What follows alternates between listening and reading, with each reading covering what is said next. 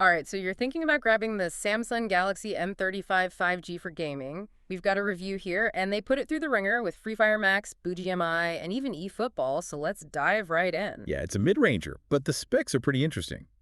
Exynos 1280 chipset can go up to 8 GB of RAM, and get this, a 120 hertz Super AMOLED display. Okay, 120 hertz, now you're speaking my language, especially for a fast-paced game like Free Fire. But before we go any further, tell me about battery life, because nobody wants to be tethered to a wall socket mid-match. Right, especially for serious mobile gaming. Now, while we don't have the exact screen time yet with a 5,000 mAh battery, it should give you a good few hours at least, especially if you're not cranking everything to the max all the time. Music to my ears. But let's be real, this isn't marketed as a hardcore gaming phone, so what's the expectation here? Can it handle what the average gamer throws at it? Yeah, we're looking for that sweet spot, right? Yeah. Smooth, enjoyable gameplay without needing to drop a ton of cash on a top-tier flagship. Kind of like finding that hidden gem that can still keep up. I like the way you think. Okay, let's fire up Free Fire Max. Now, the review uses this phrase, smooth but not flawless, which kind of caught my eye. What's the story there? How do the graphics and frame rate hold up on medium settings? So from what we can see, the M35 5G seems to hold its own on medium graphics. No complaints about lag or stutter, so that's a good sign. Sounds like a pretty seamless experience. And I bet that's where that 120 hertz display really comes into play, yeah. This not Especially for something fast-paced like this. Absolutely. The 120 hertz display really makes a difference in Free Fire Max. Basically, it means you see enemy movements almost instantly because the screen refreshes quicker. So in those split-second firefights, you've got that edge. Nice. Okay, so we know it can handle medium, but now let's crank things up. Ultra settings, got to put it to the test. The review did mention a few frame drops here, though. How much of a deal breaker is that for, say, the average player? I guess it depends on, how often those frame drops are happening and how noticeable they are. Like the occasional dip isn't going to ruin the experience if you're just casually playing, but if it's constant, then it's a problem. So maybe just temper expectations a bit if you want to go all out on the settings. Now, speaking of pushing hardware to the limit, BGMI is our next contender. And this game, well, it's known for demanding every ounce of power a phone can offer.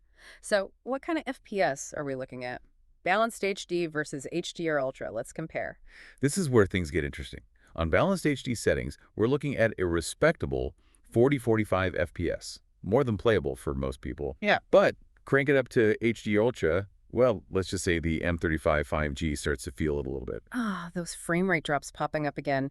Give it to me straight. How noticeable are we talking? Will it actually ruin the experience, or is it more like, okay, I see it, but I can live with it? Well, the review did use the words noticeable frame rate drops, so not exactly subtle dips here. You're going to feel them, especially in those heated firefights when the action's at its peak. And is this where that lack of a Snapdragon 700 series processor might be holding it back? For those of us who aren't quite fluent in phone specs, can you explain why that is? Yeah, so the Snapdragon 700 series, they're known for their graphics, especially in this mid-range category. They're just optimized for gaming and can handle demanding games like BGMI a lot smoother. The Exynos 1280 and the M35 5G, it's not bad. It's just not quite in the same league graphically. So it sounds like while it can handle BGMI, maybe don't expect that buttery smooth experience on the highest settings, dial back those expectations a bit. But wait, there's a twist. eFootball, surprisingly smooth. Tell me more about this. Right. Bit of a curveball.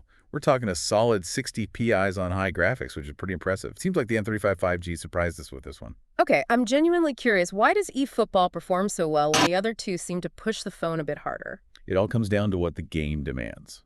So eFootball, while it looks good, it's not as graphically demanding as something like Free Fire Max or BGMI, those fast-paced shooters. So less about those crazy fast visuals, more about strategy. Gives the M35 5G a bit of breathing room. Exactly. Less taxing on the hardware, which means it's a better fit for what the M35 5G can handle. And hey, bonus points, the review mentioned the battery life. Excellent. Minimal overheating, even with those longer eFootball sessions. That's a game changer, literally. Nobody wants their phone turning into a hot potato mid-match. Okay, we put the M35 5G through its paces, those three games. But let's zoom out for a second. In the grand scheme of mobile gaming, who is this phone really for? Yeah, that's the real question, isn't it? I mean, based on what we've seen, I'd say it's a winner for those casual gamers out there. People who want the most bang for their buck.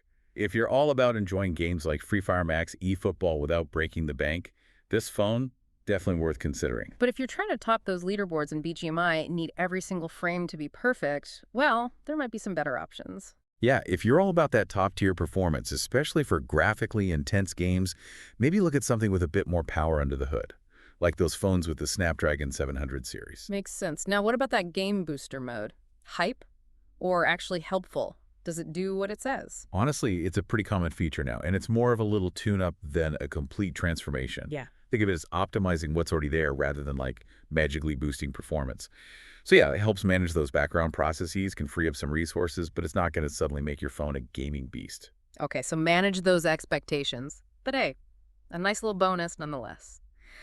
All right, let's cut to the chase. The big question, after putting it through all of that, would you recommend the M35 5G for mobile gaming? I'd say it's a bit nuanced. It's not a dedicated gaming phone, Yeah. right? But it can hold its own for certain types of games. If you're a casual gamer, you want a smooth experience, that amazing display, and a battery that can actually keep up, it's a strong contender. That 120 Hz display, that alone is pretty sweet, especially for fast-paced action. There's always, however, right. Always. What's the catch? If you're that gamer who needs the absolute best performance, especially for those visually demanding games like BGMI, you might want to consider spending a bit more. Go with something that can handle those higher settings without breaking a sweat. Exactly. And the good news is there are options in this price range that can give you that extra graphical power. So it's all about finding what works for you, right? Your Yeah. budget, your play style, what you need the phone to do. Kind of like choosing the right gear before you head out on an adventure. 100%. It's about making those smart choices. And hey, we covered a lot of ground, frame rates, battery, all that good stuff. What really stood out to you? The M35 5G, calling your name, or has this deep dive sent you in a whole different direction? Whatever you decide, happy gaming. And remember, the best phone for gaming, it's the one that lets you enjoy those games you love. Catch you all on the flip side for another deep dive.